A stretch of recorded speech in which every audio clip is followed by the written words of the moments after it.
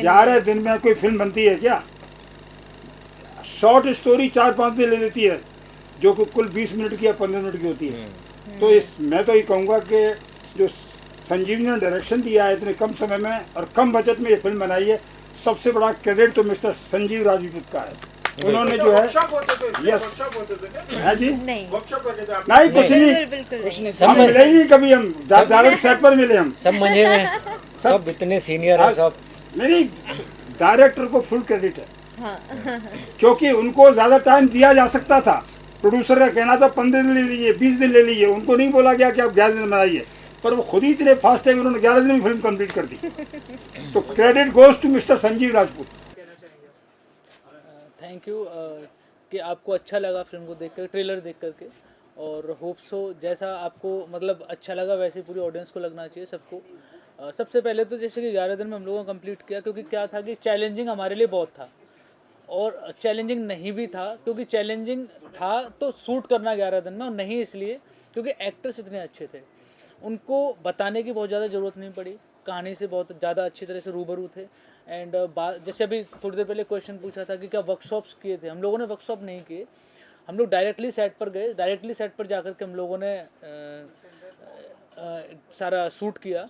और सबसे अच्छी बात ये थी कि सब लोगों ने तहे दिल से फिल्म के लिए अच्छा सोचा, बेसिकली क्योंकि मैंने अभी 6-7 फिल्में मैं कर चुका हूँ as a director, but I am specifically connected with this film, इस कंटेंट से, इस फिल्म से, इस फिल्म के एक्टर्स से, कि पहली बार फर्स्ट टाइम ऐसा लगा था कि कोई एक्टर्स हैं जो कि डायरेक्टर के लिए हैं। उन्होंने हमेशा यही सोचा कि यार नहीं यार, हम लोगों को कुछ अच्छा बनाना है। फर्स्ट टाइम ऐसा लगा कि कोई एक्टर ये चाहता है कि यार फिल्म अच्छी बने। अदरवाइज मैंने देखा है कि कहीं ना कहीं चीज़ें क्या होती हैं, एक्टर्स के टेंट्रम्स इतने बढ़ जाते हैं कि वो लोग शूट से, डायरेक्टर चाहते हो भी अच्छा नहीं बना पाता, लेकिन अच्छे एक्टर्स मिल जाएँ तो वहाँ बजट वेरी नहीं करता, वहाँ डेज वेरी नहीं करते, वहाँ पे कोई भी चीज़ वेरी नहीं करती, और कंटेंट हमेशा अच्छा बनता है ना। इसीलिए मैं जो है कोशिश करता हूँ, अभी भी हम लोग कुछ प्लान कर रहे हैं, तो हम लोग यही प्लान कर रहे हैं कि बड़ा करें छोटा करें, बट हम लोग को एक्टर्स अच्छे चाहिए, क्योंकि हम लोगों को बजट वहाँ कोई वेरिएशन नहीं रहते हैं, आपको ईजिली शूट कर सकते हो। जैसे वैनिटी नहीं थी, मैं जानता हूँ कि कोई दूसरा एक्टर होता तो हो सकता है कि वह हमारे लिए थोड़े से हर्डल्स आ सकते थे कि यार वैनिटी होगी तभी करेंगे, अदरवाइज़ हम लोग नहीं करेंगे। हम लोगों को ऐसा एक्टर चाहिए था कि वो हमारे साथ मिट्टी में जुड़ जाए, क्योंकि मैंने फिल्म लिखी है, मैं राइटर हूँ फिल्म का, तो एक एक चीज़ से मैं रूबरू था, हर चीज़ से मैं रूबरू था। और मेरी सबसे बड़ी बात यह है कि एक्टर्स भी जितने भी लोग जुड़े हुए हैं वो जानते हैं कि आई डोंट टच स्क्रिप्ट। मैं लिखता हूँ, लिखने के बाद मैं भूल जाता हूँ कि मुझे स्क्रिप्ट, क्योंकि एक एक सीन, एक एक लाइन मेरे माइंड के अंदर होती है, इसलिए इतना फास्ट, इतना जल्दी हम लोग कर पाते हैं। अब कहना कि मैं बहुत तामझाम नहीं रखता, अपना भी डायरेक्टर्स का भी अपना होता है। मैं देख रहा हूँ कि अभी रिसेंटली डायरेक्टर्स के टेंट्रम्स एक्टर्स से ज़्यादा हैं, तो प्रोड्यूसर्स को क्या है ना, जब वो उन्हें फेस करते टेंट्रम वाले डायरेक्टर्स को, तो उनके लिए और ज़्यादा डिफिकल्टीज हो जाती है कि यार अब डायरेक्टर को संभालें कि वहाँ एक्टर को संभालें। तो मैं सबसे यही उम्मीद करता हूँ कि जितने भी मेकर्स हैं वो अच्छे एक्टर्स रखें, अच्छे डायरेक्टर्स को अपने साथ जोड़ें, कंटेंट भी अच्छा हो, तो प्रोडक्ट ऑटोमेटिकली अच्छा बनता है। बहुत शुक्रिया, आपने हमारा ट्रेलर और गाने देखे, उसको इतना पसंद किया। इसी तरह से हमारी फिल्म को भी पसंद कीजिएगा, दिल से पसंद कीजिएगा, क्योंकि बहुत दिल से बनाई गई फिल्म है। सर बहुत बहुत शुक्रिया आपका। सर सब्जेक्ट के बारे में अगर कुछ बात करना चाहें। बहुत अच्छा लगा इस फिल्म में काम करके, बहुत इसका हिस्सा बन के बहुत अच्छा लगा। मैं हीरोइन के फादर का रोल कर रहा हूँ, और जो फिल्म में जो विलन हैं हमारे पहलवान, उनके फादर का रोल कर रहा हूँ। जैसा मैंने पहले भी कहा कि कुछ फिल्मों से जुड़ना अच्छा लगता है। काम तो बहुत करते रहते हैं हम लोग, बहुत फिल्में करते हैं, बहुत सीरियल करते हैं, बहुत वेब सीरीज़ करते हैं, लेकिन ये कुछ, मुझे इसका सब्जेक्ट बहुत अच्छा लगा। जब मुझे इन्होंने सब्जेक्ट सुनाया तो इसका कंटेंट बहुत अच्छा लगा, और बहुत प्योरिटी से, बहुत सादगी से इस फिल्म को बनाया गया है, और वही इसकी आत्मा है इस फिल्म। और इस फिल्म के अंदर एक ऐसा लगता है जैसे ज़मीन से जुड़ी हुई रस्टी फिल्म।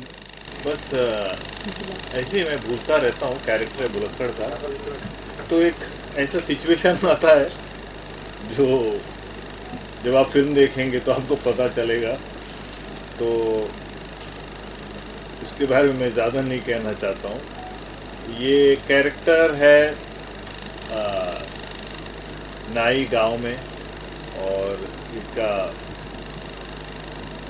हीरो के साथ कुछ ऐसे सिचुएशन क्रिएट होता है और सब कलाकारों ने अच्छा काम किया है। देखिए एक्टर को क्या है, कहानी अच्छी मिल जाए, किरदार मिल जाए और टीम अच्छी हो, खूबसूरत लोकेशन हो, निर्देशक अच्छा मिल जाए, प्रोड्यूसर अच्छा मिल जाए, बस ख़त्म हो गई बात।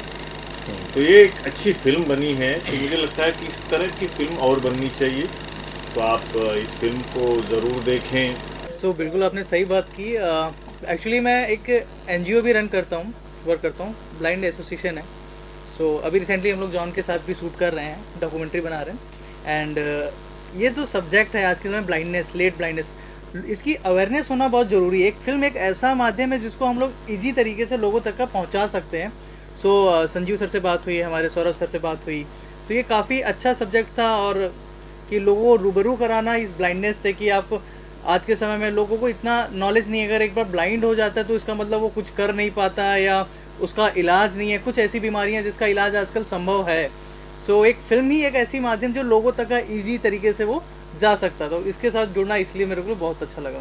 संजय सर को congratulations and all the team to congratulations. Trailer अच्छा बनाया और संजय सर ने अच्छा लोकेशन चूज़ करता है, प्रॉपर शूट किया है। All the very best to the team. Okay everybody, so it's a beautiful film. जैसा आपने ट्रेलर देखा, और कहते हैं कि प्योरिटी और शुद्धता से जुड़ी हुई चीज़ें हमेशा काम करती हैं। मुझे लगता है ये फिल्म काम करेगी। And Sanjeev sir is very dedicated, just because to finish a film in 11 days is a big task. और जैसा आपने ट्रेलर देखा, फिल्म देखी, ना तो कॉमिक टाइमिंग कहीं पर ऊपर नीचे है, ना तो कहीं पे एडिटिंग, ना तो कलर ग्रेडिंग, और ना ही एक्टर्स की परफॉर्मेंस में आपको 19-20 दिखेगा। So all credit goes to the director and entire team for working so hard.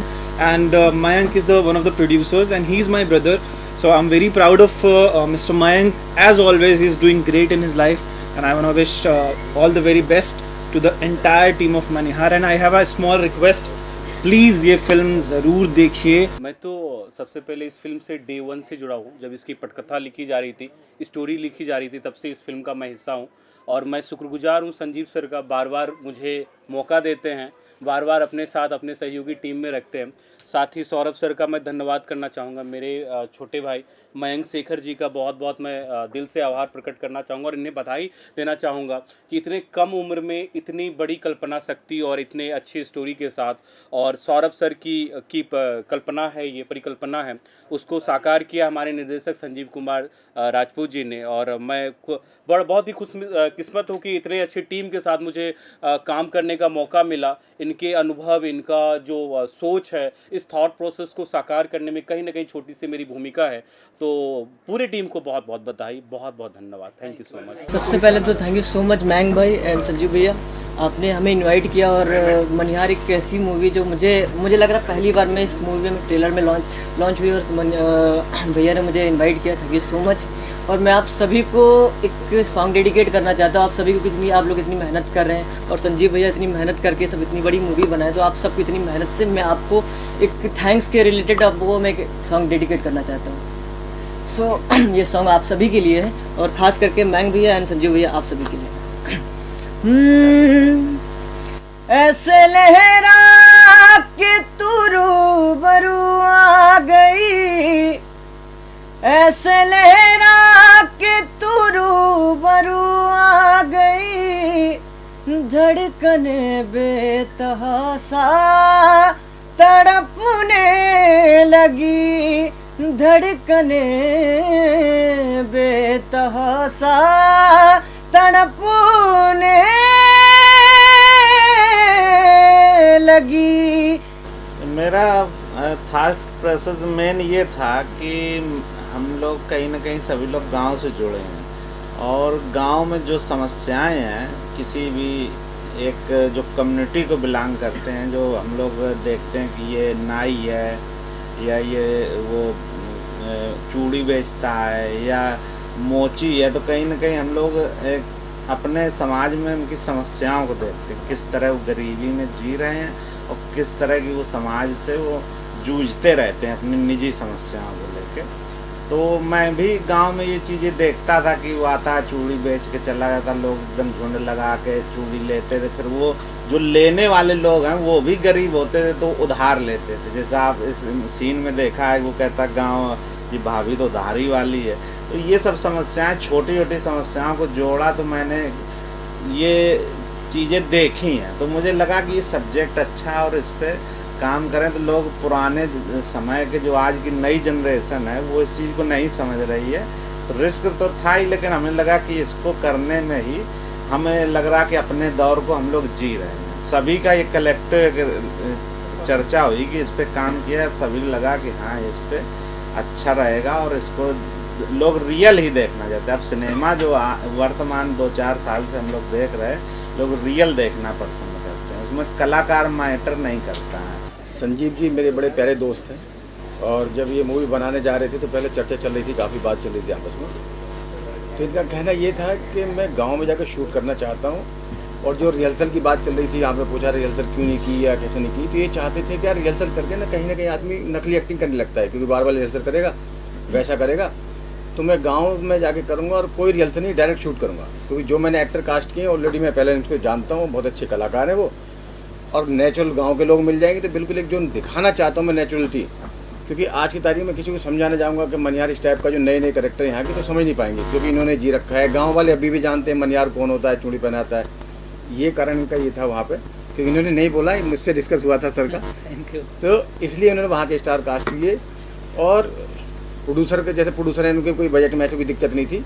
मेरा मानना यह है, सर से भी डिस्कस हो रहा था, सर के साथ भी डिस्कस हो रहा था कि हम ट्रेन से ट्रेवलिंग कर रहे हैं तो फ्लाइट का खर्चे करने की जरूरत नहीं है उसके अंदर। ट्रेन का टिकट जितना खर्चा है उससे उतना ही खर्चा करो, ताकि सामने वाला देखता भी है तो कहता है हाँ भाई ठीक बनाई लो पिक्चर। अब हम पिक्चर बना रहे हैं, कम बजट की छोटी कहानी है, इसमें ही कर दें कई करोड़ रुपये एक्स्ट्रा खर्च करते हैं, तो जब बेचने जाते तो वो भी कहते हैं इतने पैसे क्यों खर्च किए भाई, ये तो इतने में बना सकते थे आप। तो इनका मकसद ये था, ना तो इनको कोई पैसे की दिक्कत थी, ना सर को कोई दिक्कत थी, पैसे प्रोड्यूसर को भी, बस कहने मतलब रिक्वायरमेंट उस कहानी की इतने बजट की है, कल को बेचनी भी है पिक्चर। तो बहुत कम बजट में जितनी कहानी की रिक्वायरमेंट थी, जो ज़रूरत थी, बहुत प्यारी पिक्चर बनाई है और मेरी बड़ी शुभकामनाएं हैं।